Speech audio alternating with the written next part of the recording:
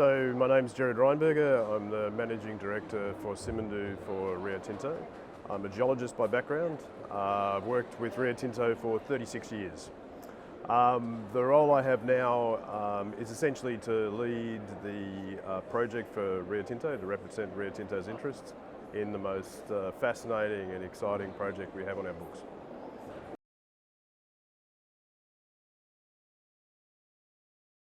We're a very proud sponsor of Indaba. We have attended, I think, probably for all of its 30 years, and in this, the 30th year, we're a gold sponsor, and very proud to participate in this with this theme of positive disruption.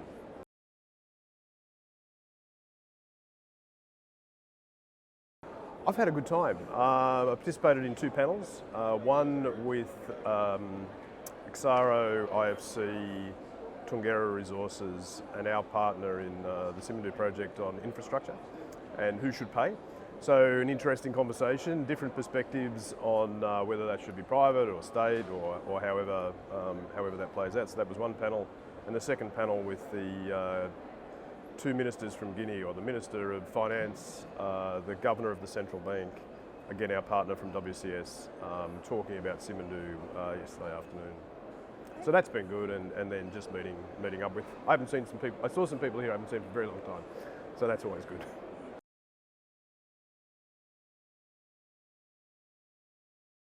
Simandou is the largest project, I suspect, in African mining history. Certainly the largest project in construction at the moment around the world. So it consists of, for us, 620 kilometres of railway, 120 million tonne port, a 60 million tonne per annum mine.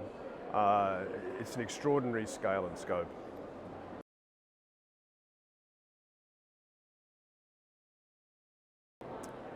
It's important for several reasons. It's important to Guinea because fundamentally this will transform a country that's a very undeveloped country. If we look at the UN Development Index, Guinea sits unfortunately right at the bottom. It's growing, it's performing well, and the Simandou project's just going to kickstart that growth. So it's important for Guinea. It's important for Rio Tinto because it's an essential part of our decarbonisation strategy.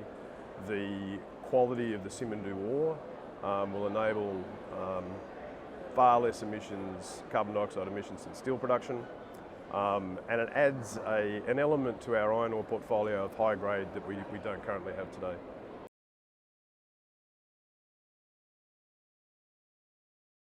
Fundamentally, we're developing this now as a partnership. So the thing that's held Simandou back for so many years is infrastructure. The enormous scale of the infrastructure and the cost of that infrastructure, and how do you fund that? And so what we have now is a partnership model between our consortium, SIMFA, and the WCS consortium. So blocks 3 and 4, blocks 1 and 2, are partnering with the government to build the infrastructure together, and it will be owned and operated by a joint venture entity, 42.5% us, 42.5% WCS, 15% Government of Guinea.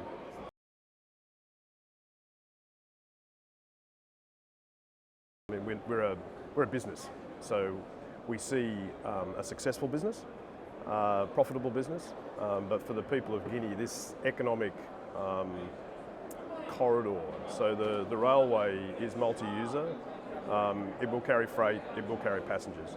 And so for the people of Guinea who have dreamed of the reconstruction of the Trans-Ghanaian Railway, this fulfills that vision. And the economic opportunity along the rail corridor for agriculture, for any other businesses is enormous.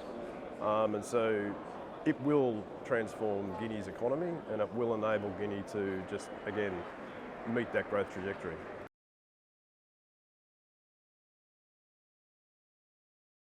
So the joint venture companies have signed up to IFC performance standards for the project, and in particular for Rio, we are a listed company. Everybody looks at us very hard, and for our scope at the mine, for example, we've shifted all of the infrastructure associated with the mine to the eastern side of the mountain range to protect the habitat of the western chimpanzee. And so that came at significant effort and cost. It would have been far simpler for us to be able to go up the western side, but we made that decision to protect that habitat for that critical species.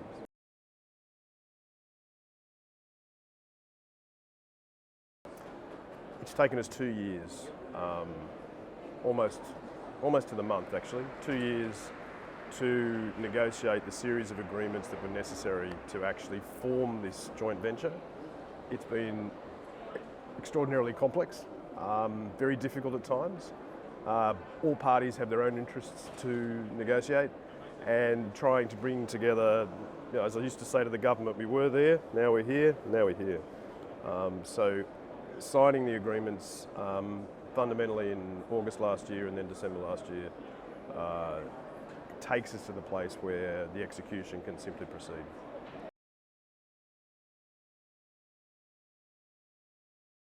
So we have agreed development milestones with the government on project completion by the end of 2024, so we will need to meet those.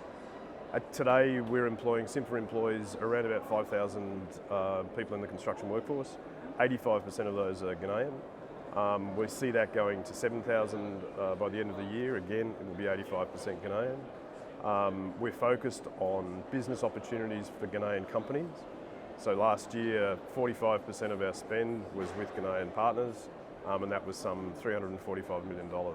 So increasing that spend in country with Ghanaian companies is absolutely critical to what we want to achieve.